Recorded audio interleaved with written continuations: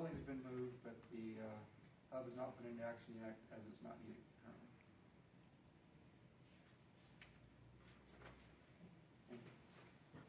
The project current status is that the site preparation items I just mentioned are complete. The phase 1 site underground utilities are installed. The building foundations and concrete slab are complete. The steel erection is in progress and near completion. The framing of the interior and exterior walls are in progress. And the roofing system and exterior skin will be installed soon.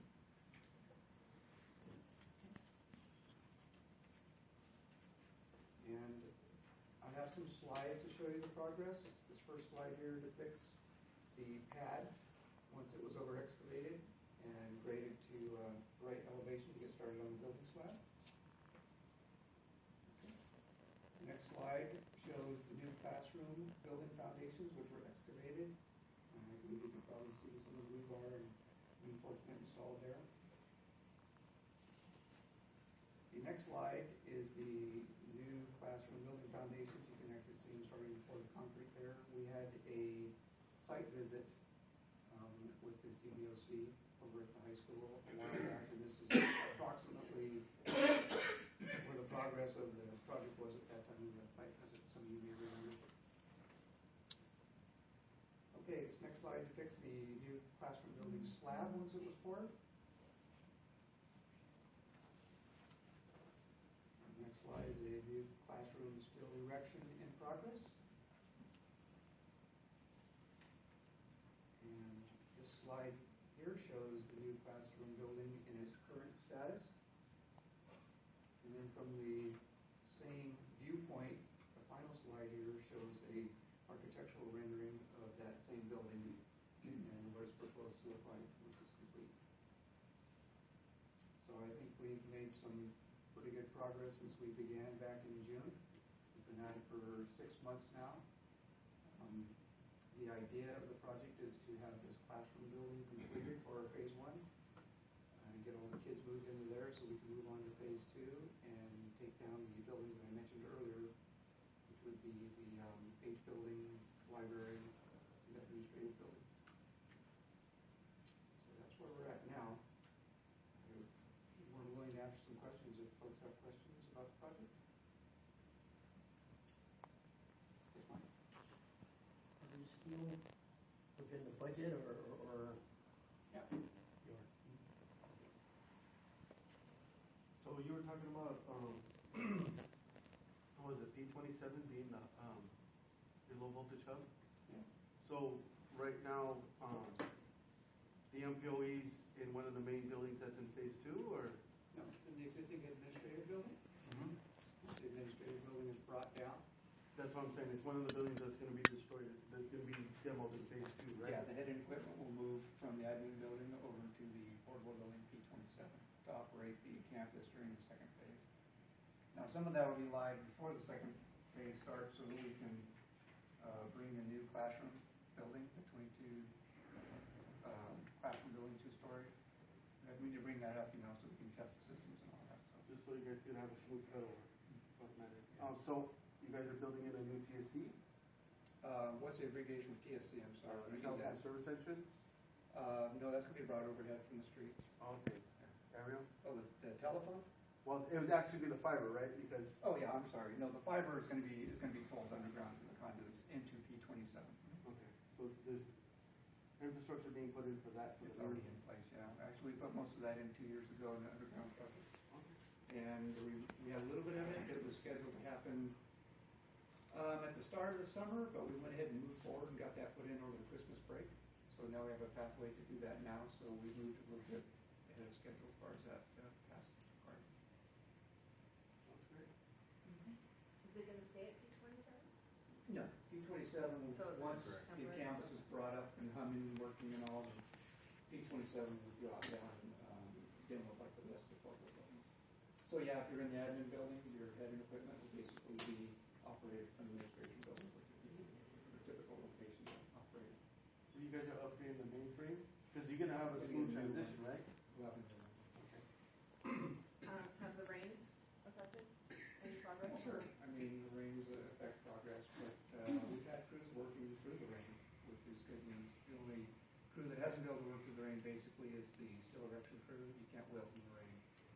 So we've had a lot of the critical path contractors and crews work through the rain. Very refreshing. May not know the answer, but I noticed at the regulatory meeting about 3 months ago that they had a purchase order for inspection, which was like $800,000 or something. Wow, sounds like a lot of money. But maybe that's for the whole project. And, you know, there's different levels depending on the complexity. There's a lot of different inspection that takes place on the project. First of all, you have resident IOR, which is there daily. In addition to that, you have a welding inspector Yeah. who's been there, yes, he's required to be there during the steel erection process. You have soils inspections. We have that at the beginning of the project where they overexit the project. They're there to make sure that the soil is put back and compacted to the prescribed density. And One outfit does all of this?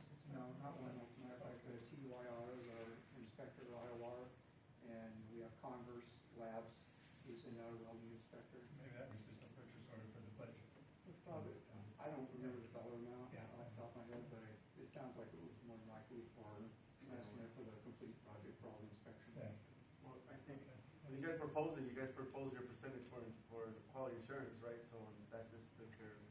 And we send it out for a request for pricing, an RFP, and it goes out to several firms, and that's reviewed by their qualification, past experience, and of course, the price has a lot to do with it as well. Can you share a little bit, along with, we had a very successful active shooter drill over the summer, and then I just saw this trenching taking place, and I think that's what you alluded to. So there's a lot of other things you're doing as this building's going up to get ready for the next stage, correct? Yeah, well, moving the P-27 building was big for us to get that done early. Also putting in some of the underground conduits that Matt had asked about came in during the Christmas break or the holiday winter break. So that helped us out quite a bit. We're doing what we can when we can to not disrupt the curriculum and the teaching the contractors right now. We probably won't be able to get too much more done now as far as what I would say stepping ahead of the schedule. I think we're pretty much exhausted what we can do, but yeah, we always like to look and see what we can get done ahead of time.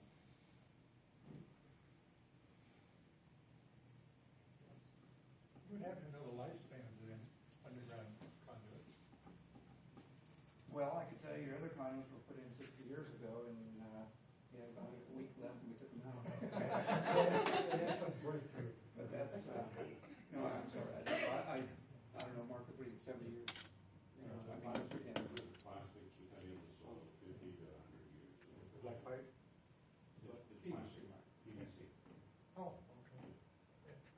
I don't know that anybody, PVC isn't gonna rent and use that long, I don't know that anybody's reached the lifespan yet, I think it's still out there. And it's now 50 years ago they were using it. Yeah, right, so I don't know if that's actually been established yet. Okay. Maybe it has, I don't know. Well, thank you for your presentation. Sure. and- Yeah, you're welcome. And as I shared also at the board meeting, I thank you for all your energy at the project too. I've been told by the architect that this is one of the quietest projects, and I guess that's an inside joke, I guess, because they're doing steel work and there's no banging going on. I mean, things are I never knew, so I guess things are kind of like, they're fitting correctly. Right. And I think that's that extensive review that your firm and Marcos and staff did, some lessons learned from previous projects, really reviewing the plans and making sure things were done correctly. There was a point of frustration with over 100 RFIs from the steel erection company, and once it started to come together and everything began to fit, and we didn't feel so bad about doing the legwork. Yeah. That's right.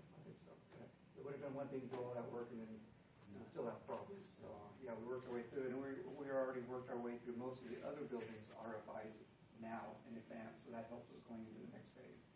By starting off with a smaller building in the beginning, or not necessarily smaller, but one building in the first phase with a new contractor and subs, and getting a lot of these things ironed out, I think we put ourselves in a good position to be successful in phase two. We like to hear. Thank you. Fingers crossed. Okay.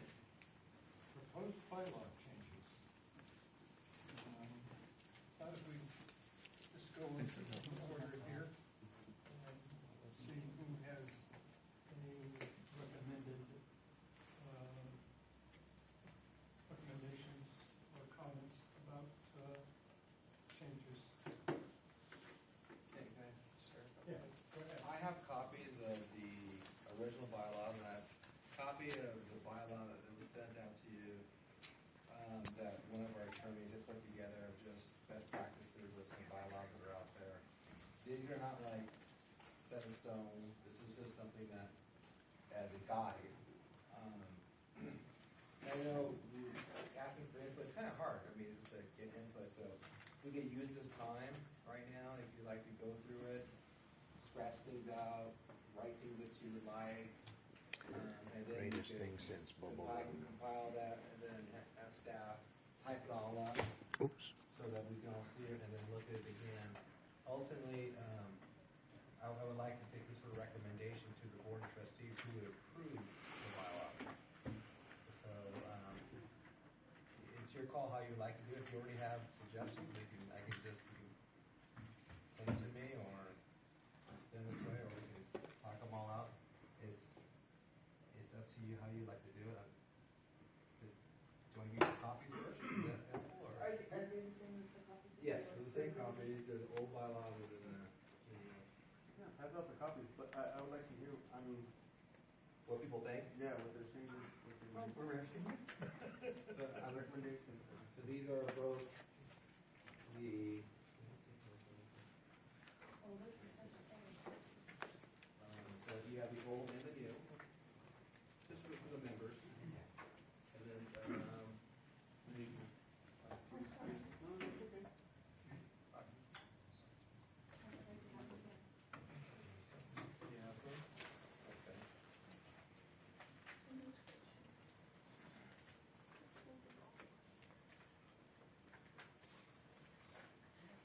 John, do you want a copy?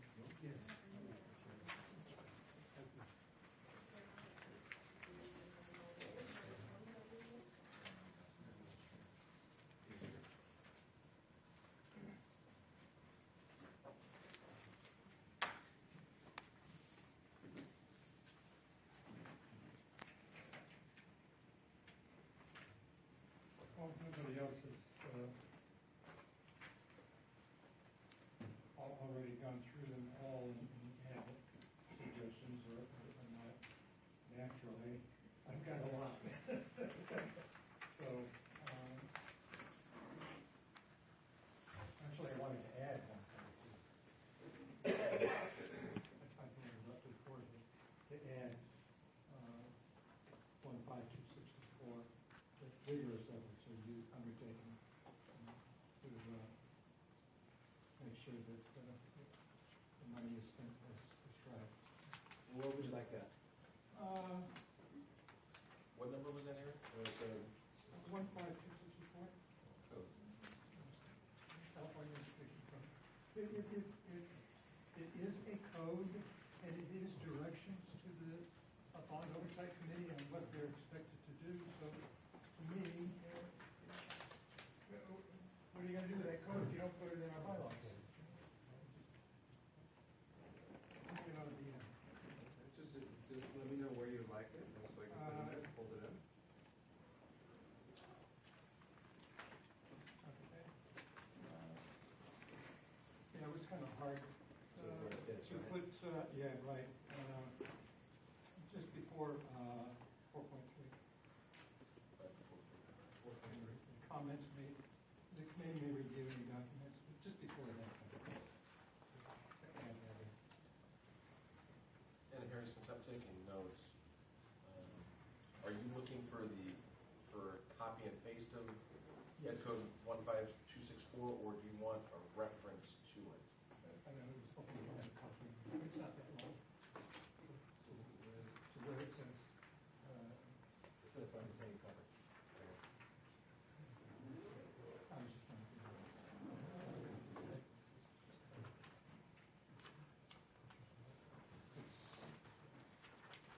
Couple of paragraphs there. So we should probably just reference the 152. So in compliance with 15, like you can read, in compliance with 15264, the committee may review documents or proposals related to the expenditure of the measure of our bond. Proceeds, do you want to do it that way? I don't see why we can't just put that in. Okay, so How would that fit? that's fine, we do, how would it, It's like, you know, ABCD,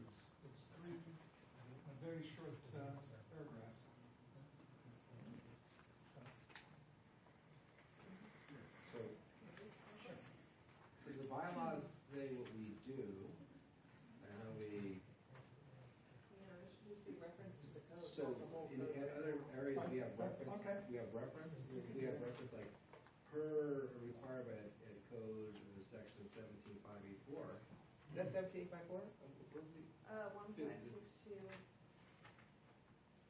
So I'm just wondering if it would fit like other ones we have. Or even in the first paragraph. The refer to section 15.278 of the ed code. Yeah. Okay. That kind of Okay. reference. Already. But I think But it if you fits, want I think this it one, we fits can in, put both. but I think it fits in the 4.3 that Harry suggested though. Let's see, per 15, Per ed code section and with the section number, committee may review and adopt the proposal. Oh, that's already in there though. But this references it to where it comes from. I'm referencing the vigorous efforts. That's not it. That's the point I wanted. so do you want to put that in it, or do you So want you to want put? the verbiage, Do you want the committee will vigorously Yes. review and review any document proposal? Do you want Yes. vigorously in that? Yes. pursuant to ed code? So the committee may vigorously, Yep, okay. To Education code 15264, that's okay. and of course, we'll bring back another draft after these, so it all fits in. So, if we go to, section 2.1, the name of the committee shall be, according to one resolution, for me, that doesn't exist, so, I don't know why it's in there, I would just strike it out. I'm not What, aware so of we're any. doing methods? Or 2.1 now? Yes. The name of the I committee shall think- be Measure R, according as established by resolution I number, think- but they don't know a resolution number. Well, I think it's blank, I think we're still looking to get that resolution number, or to see if the resolution was. Well, if you passed. have one, then, Yeah. okay. It's also a duplication here, I've got a note of Measure R. So, but it's not a big deal. Do you think 2.2 is necessary? Because I don't think there is an office for the CVOC. Sure, exactly. That's So, a good point. should we remove that? Yes. Either that or I can we see the can board put members this- asking for an office Let's too, if do it we with do this. that. Well, we could also put that the standard meeting location is Okay. instead of the office of the committee. Which would be here, right? Correct.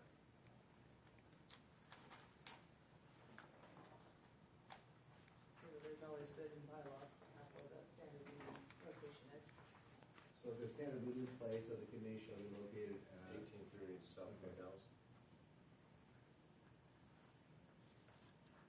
That's a good suggestion. Okay. Harry, anything else? Yeah. I figured that. That's why you bought the brownies. 4.1, down below D, paragraph 1. At the end of it, it says, the report shall concern the events of the preceding calendar year and shall be distributed within 60 days of the end of the relevant calendar year. I just put a question mark on the 60 days. I don't know where they got that, if that's something that's good we want to keep or not. I just had a question mark on it. Actually, I would like to change that. It's in the last, right? Uh-huh. But To the, distributed at the next meeting after completion. oh, so, okay. Good point. Okay.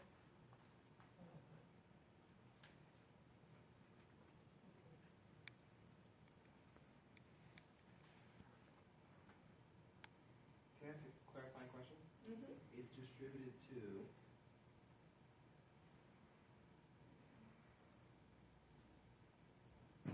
Yes.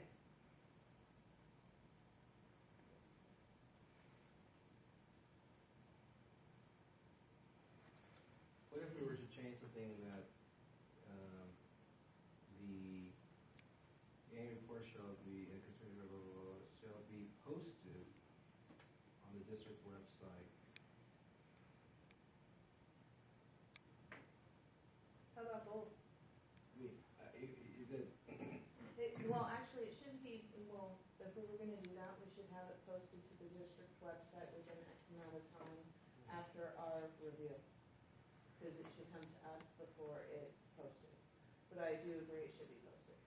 well, actually, the committee is issuing the report to the board, so that's usually not a board meeting. So Oh. so the process of that annual report is like the one that. No, I do apologize. I was reading it as the fiscal report that we get. So they have to know about it. Yeah. So the CBOC comes together and writes the report, it's presented to the board, usually in June of the year. So I think what the intent here is to distribute that report to the community of what the CBOC activities were. I find it hard to distribute to the community because we don't do like a mailer for it. So maybe we should post it immediately after presenting to the board to on the website. We usually, I agree. I do so we must usually apologize. post things after, usually if we have something, we usually post it after the board approves the minutes. And then after that, so if there was a presentation on the 10th, it's like two board meetings because it's presented, Mhm. and then the minutes are approved at the next board meeting, and then it's posted to make sure that what we're posting is correct And that's also. why I pushed it for 60 days. That's Because probably the we're gonna- reason why. We're gonna have a meeting. It's not- Within those time periods. But this is board meeting. But this is not board us meeting. I misunderstood. I was reading it as the financial report that we get. So, Within 3 board meetings? well, what if we, the annual report shall, yeah, shall be, shall be, you want to say that, Dennis, again? Posted on the district website following approval of the respective governing board meeting. Perfect. Sounds good to me. It's probably the secretary tonight. Okay.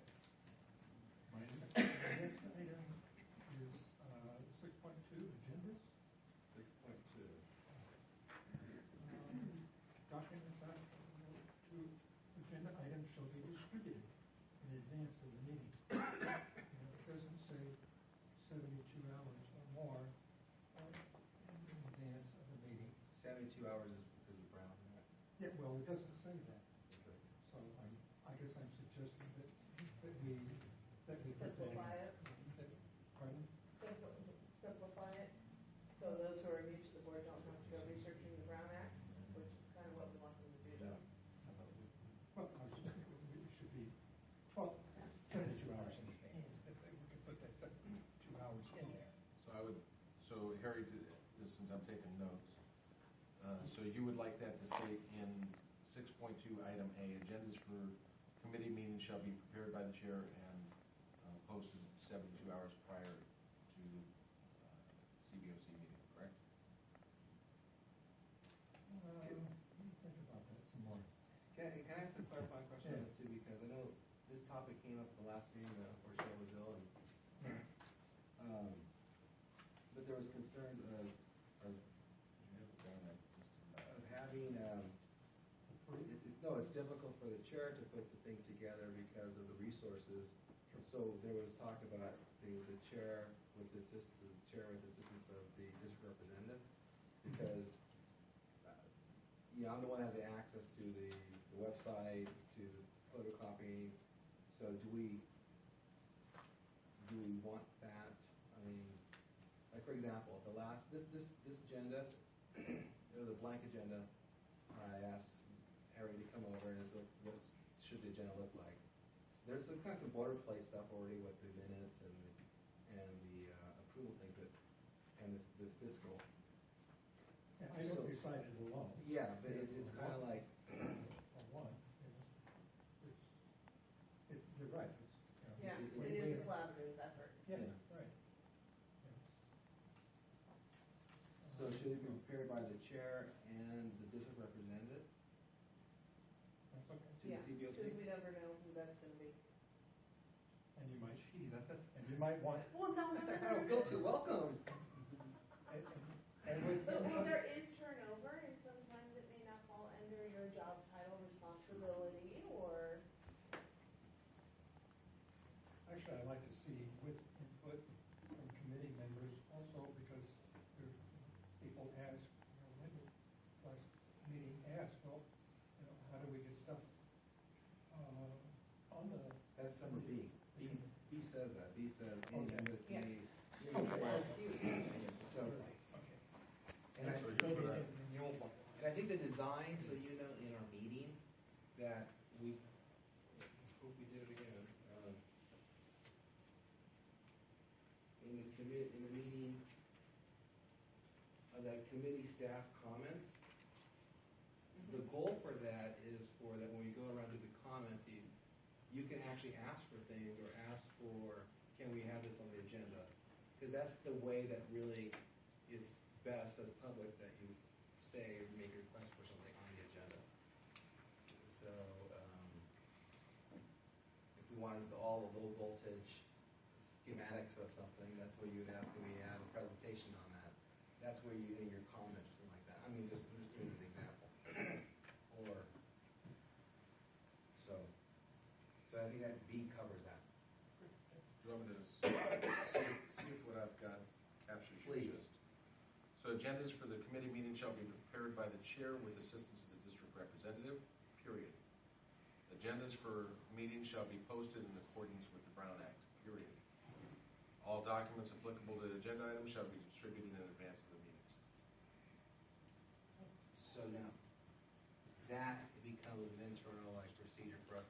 What does that mean? 72 hours or 7 days? So that's we're not gonna, just so we know. Yeah. So that's maybe, you can think about that and next week let us know what you think would be reasonable. 2 hours. Is reasonable? Yeah, well, I mean, you know, 3 days ahead, I mean, a week, I mean, if you have it 7 days prior, that's great, but you don't have to. I don't know, plan it. yeah, I don't plan everybody to do it the last minute, but. I would anticipate Or you can say notices, no right? less than 72 hours. Yeah, yeah. Okay. Because if Do you we want get that it added to the before last that, sentence? Yeah, it's just for us to know, so that we operate. By and the plan of pursuant to the the Brown would be Act, is fine. no less than 72 hours, Okay. which is a little redundant, because that is the Brown Act, but.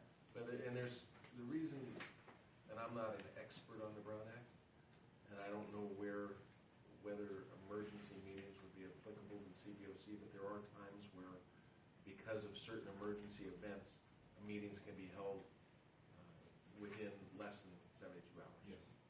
That, So- that is correct. Is D necessary? Or? Well, we don't have No. a consent calendar, so. And it gives more room to future Mm-hmm. committees to be able to change the schedule. So you want to If put that off? we- Yeah. We can fit these in. Yeah. Well, see that, Harry? 6.3. Quite good. Okay, the 5. Seated members makes the number of members set by the board, less than any who have resigned within. I don't.